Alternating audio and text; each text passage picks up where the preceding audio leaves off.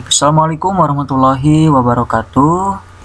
Kembali lagi bersama saya, Iwan Setiawan. Setelah kemarin kita belajar bagaimana caranya belajar yang efektif itu, sekarang kita belajar tips dan trik mengerjakan soal SKD CPNS.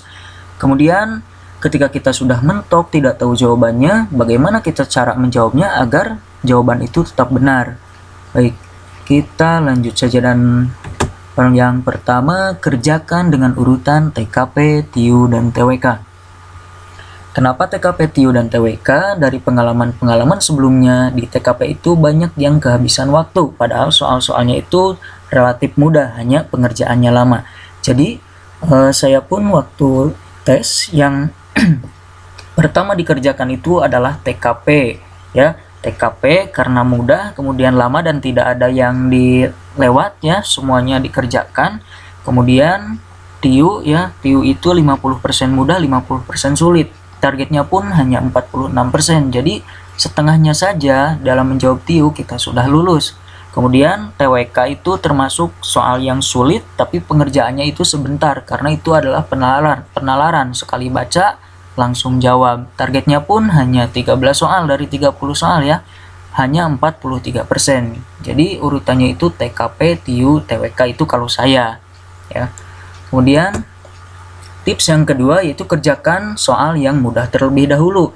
Jadi jangan sampai kita berlama-lama di soal yang sulit ya, sementara soal yang mudah terlupakan. Apalagi kalau sampai akhir-akhir itu soal yang mudah bisa mengecoh, justru yang mudah itu menjadi sulit gitu. Jadi usahakan untuk waktu-waktu yang di awal itu TKP, kemudian setelahnya itu TIU ada yang sulit ada yang mudah, nah kerjakan saja dulu yang mudah gitu ya. Oke. Yang ketiga, jika soalnya wacana atau cerita maka langsung ke soal gitu ya. Seperti ini. Di sini ada soal cerita atau apa ya di sini. Jadi kalau ada soal seperti ini langsung saja ke simpulan paragraf, ke sini ke pertanyaannya. Simpulan paragraf di atas adalah kemudian silahkan cocokkan dengan paragraf yang ada di atas. BMW memiliki teknologi motor terbaru bernama Honda Riding Assist. Nah, di sini langsung sudah terdapat jawabannya. Jadi kita langsung saja gitu. Jangan baca dulu deskripsinya di sini, baca lagi kemudian baca soalnya, kemudian ada optionnya, pasti ketika nanti kita lihat option pasti kembali lagi ke sini. Jadi usahakan langsung ke pertanyaannya, jadi kita langsung tahu garis besar soal ini apa gitu. Oke, selanjutnya jangan berlama-lama atau penasaran dalam satu soal. Jadi lewat saja dulu. Ketika kita misalnya mendapatkan soal yang agak sulit ya, kita berlama-lama di sana, kita coba penasaran ya, kita misalnya dalam ada matematikanya, kita coba soal ya ditulis di buku tetapi belum dapat jawabannya seperti itu. Nah, kemudian kamu terus penasaran gitu, dicoba lagi. Nah, jangan seperti itu. Kalau soal seperti itu nantinya bisa menghabiskan waktu. Jadi usahakan kalau ada yang seperti itu dilewat saja dulu ya. Oke. Yang kelima, tulis nomor yang belum dijawab ya, jika karena ragu, beserta option jawabannya yang mungkin benar gitu. Ketika kita misalnya berpikir di nomor 67 gitu ya. 67 itu kita sudah tulis misalnya di buku ya, sudah catat dan kita sudah mendapatkan ini optionnya B atau C, tapi kita ragu B atau C. Nah, kita lewat dulu misalnya. Nah, itu yang nomor 67 itu tulis di buku kalian, kemudian optionnya juga tulis, biar nanti ketika kalian kembali ke nomor 67 kalian tidak harus berpikir A, B, C, D lagi, tapi berpikir hanya B dan C saja gitu. Oke, selanjutnya eliminasi option yang jawabannya mirip atau satu arti ya. Jadi seperti ini, misalkan ada sebuah pertanyaan, nah di optionnya itu ada yang ke arah baik, kemudian ke arah baik, ke arah buruk, kemudian yang D tidak tahu ya, kita tidak tahu jawabannya, yang E juga kita tidak mengerti gitu. Nah, jika ada soal yang seperti ini, pastikan tentu saja kalau misalnya yang A itu kan baik ya, yang B juga baik, nah itu pasti bukan jawabannya. Yang A, yang B itu bukan jawabannya karena sama-sama baik. Nah, berarti jawabannya itu adalah yang C. Meskipun kita tidak tahu yang D dan E itu apa, pasti jawabannya kan cuma satu, yaitu yang ini saja. Kalau yang A, yang B baik sudah pasti itu bukan ya. Maka sebaliknya dari yang A dan B yaitu C buruk, meskipun kita tidak tahu D dan E gitu. Oke, selanjutnya eliminasi jawaban yang pasti salah. Jadi ketika kita mendapatkan soal-soal uraian atau ada urutan atau misalnya seperti ini ya, jadi eliminasi saja yang kita tahu. Misalnya kita tahu Brazil, Rusia, dan Italia itu bukan negara Asia, jadi kita coret saja A, B, kemudian E, coret. Tertinggal dua option, misalnya kita Chili, belum tahu bahwa Chili itu negara luar Asia gitu, kita taunya apakah ini Chili Asia ya, jadi masih bingung. Nah setelah itu pilihlah jawaban yang sering muncul pada option lainnya gitu ya. Nah ini kan Jepang dan Chili, misalnya kalau Vietnam, India, Vietnam, India, Jepang, kemudian Jepang, India, Chili. Nah kemudian kita misalnya bingung antara Jepang dan Chili itu yang mana sih yang Asia misalnya. Nah ini cari saja Chili ada tidak di option-option lain gitu ya. Kemudian Jepang kita lihat ada tidak di option-option lain, ternyata Jepang ada, jadi jawabannya itu yang C gitu ya. Jadi karena si Jepang ini sering muncul di option-option lain gitu, misalnya seperti itu. Atau misalnya seperti ini ya dalam matematika ya.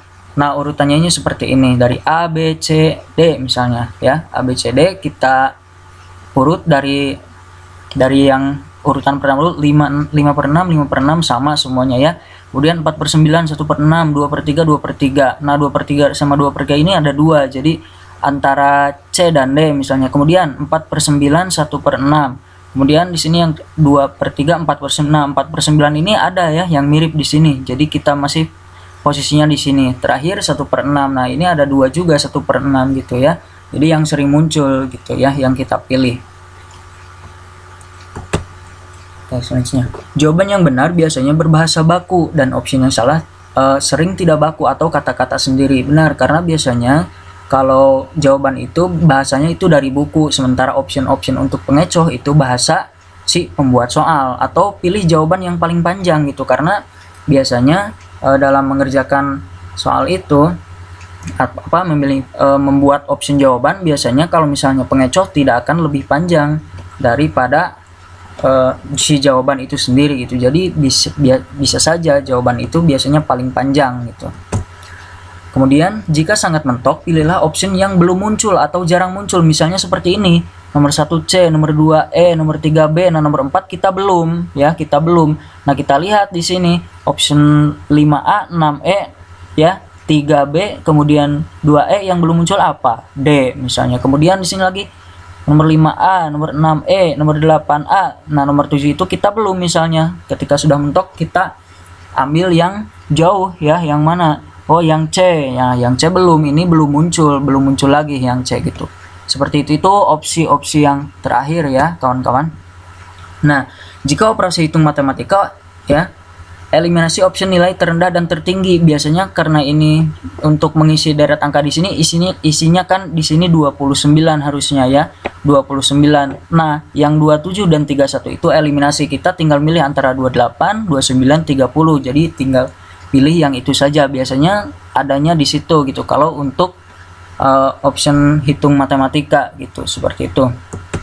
Kemudian jika belum muncul, pilihlah jawaban semua benar atau A dan B benar. Nah, jika dalam suatu soal, misalnya dalam 100 belum ada yang pertanyaan dan yang opsinya semua benar, A dan B benar, biasanya jawabannya itu ya, semua benar atau A dan B benar.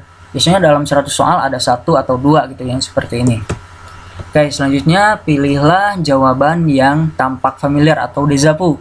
Ya, biasanya kita pernah baca atau apa, kita merasa oh perasaan ini jawabannya, perasaan ini deh jawabannya. Nah misalnya seperti itu ya kawan-kawan. Nah mungkin hanya itu saja yang dapat saya sampaikan, ada 13 mungkin secara singkat saja ya.